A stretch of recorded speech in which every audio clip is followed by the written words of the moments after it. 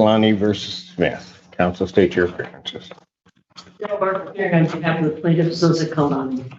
Waiting for defense, we are. All right. And where are we? I received photographs, I believe, by Mr. Friedman that were sent in. I just received these just before court. I've given a copy of these to Mr. Friedman. Okay. Is there going to be a dispute or? There is a dispute. Okay.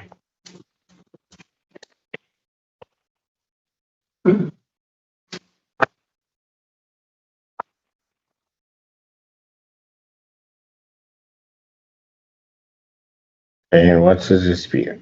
Well, Your Honor, I will agree that the defendant technically complied with the court order, but certainly not the spirit of the court order. All right. In March 27th, when they asked for additional time, 45 days, so they could re-engineer the gate. Okay. And nothing was done about re-engineering the gate.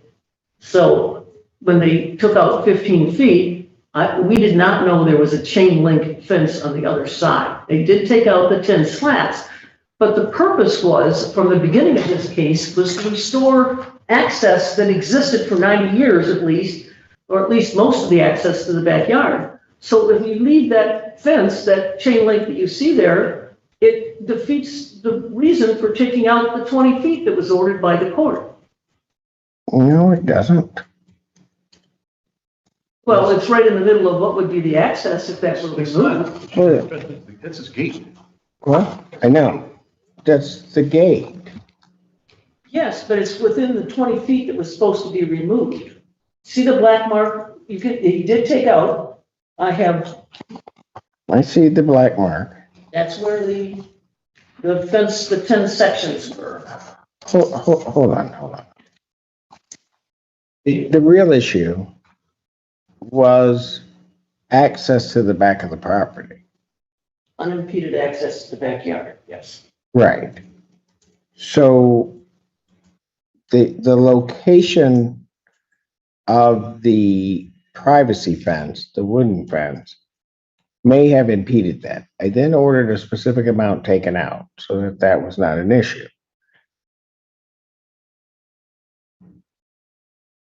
How does that chain link fence impede? That chain link fence was behind the 10 boards that were ordered to be removed. I just have to say, it's not a chain link fence. It goes across Mr. Smith's driveway. It's his gate. I know. I understand. They were given 45 days to re-engineer that. Okay, so hold on. What you're really complaining about is a pole. Yes, in the sense that if that post and the gate stays where it is, then you still have to maneuver around it.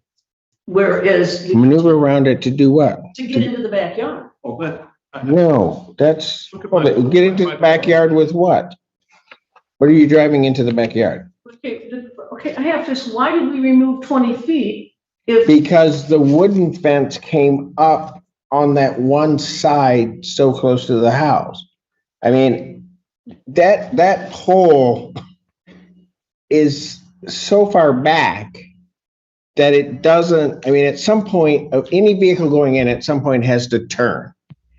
And when I was looking at it and when I went out there, the turn was going to be the problem because it was almost, when the fence was up, it was almost like you were going into a tunnel.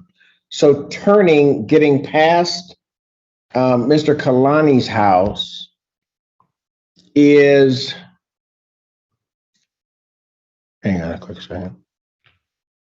Okay, turning past Mr. Kalani's home would potentially be a tight fit. This is not.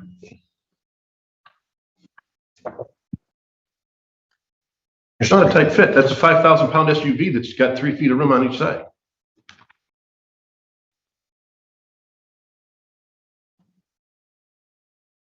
the this is a different photo that I didn't copy to Mr. Friedman, that I will gladly.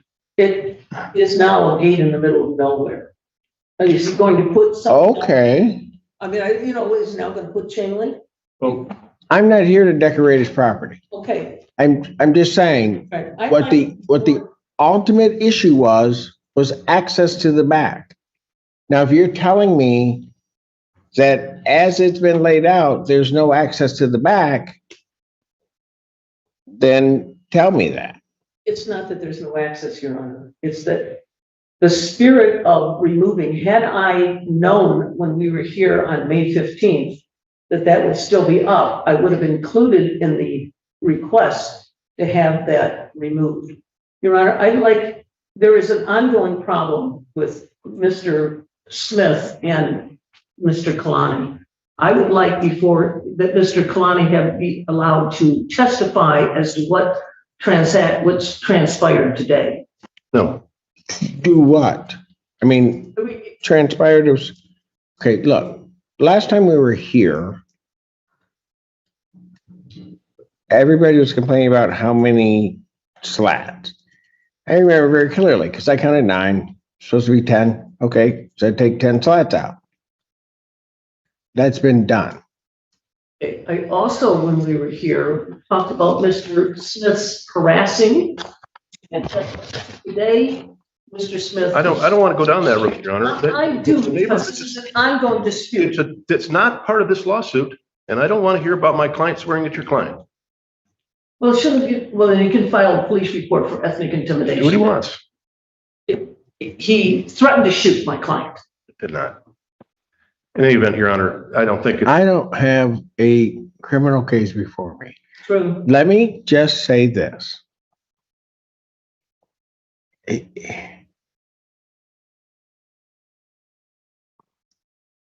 And I'll presume that Mr. Kalani would get up and say that.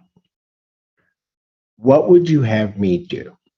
Remove this, or at least move this gate post back, even with where the 20-foot mark was.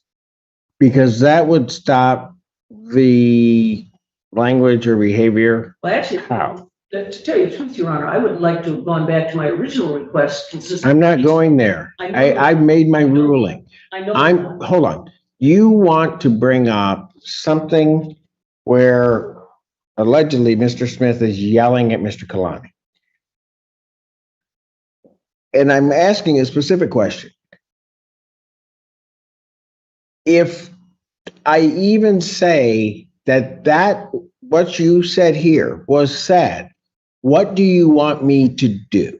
I mean, because at the end, after I hear the testimony, you're going to want me to do something that I would imagine would be directed at stopping that from happening. So if that came up, what would you have me do? You're absolutely right. There's nothing you could say or do that would stop Mr. Smith from harassing my client.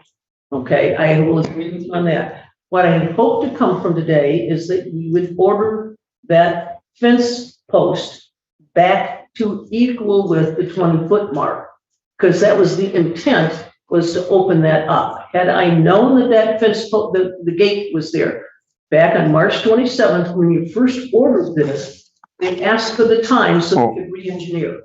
Hold on a second. When we were here the last time, I think I still have the photos. That that piece is there. I mean, there's no new evidence here. There's really just a post that's there. All right. I mean, if he closed that half of the gate, then I'm presuming what you're trying to say is that obstruction is just that post. And I don't see how that obstructs the backyard or access to the backyard. Had I known that post was not attached to the remaining 5 feet, I would have. Well, Miss Barton. I failed. Well, Miss Barton, if I'm looking at the photos from the last time that we were here. And when I look at those photos, I can certainly tell that post is not attached to the fence. The photos I had, I can see that half of the gate is visible.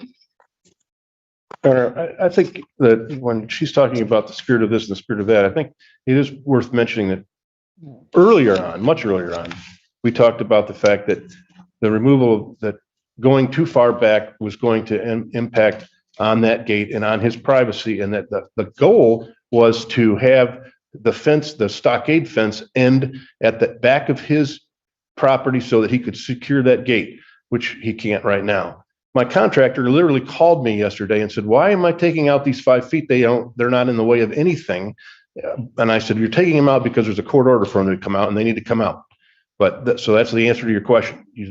My client is ordered to take that 5 feet out, so you're taking it out. Okay. I'll take the 5 feet out, but it doesn't make any difference. It's not in the way of anything. So when I went over there to see, and he took the 5 feet out, and that's when I pulled the big SUV in there, and it's like, why? It doesn't. I could turn around that vehicle 4 times in that backyard. It's irrelevant. So as far as the spirit of the order is concerned, it was satisfied with the 15 feet, and now he's got to figure out what to do with that gate. But in any event, he complied with your order of last week.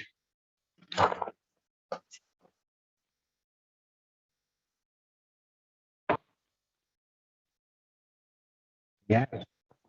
Agree that he complied with the aspect of taking 10 slats, but it was my understanding, and I was wrong, that gate was attached to the 5 feet. I didn't realize it was a separate post. I did not know that, Your Honor. All right, look.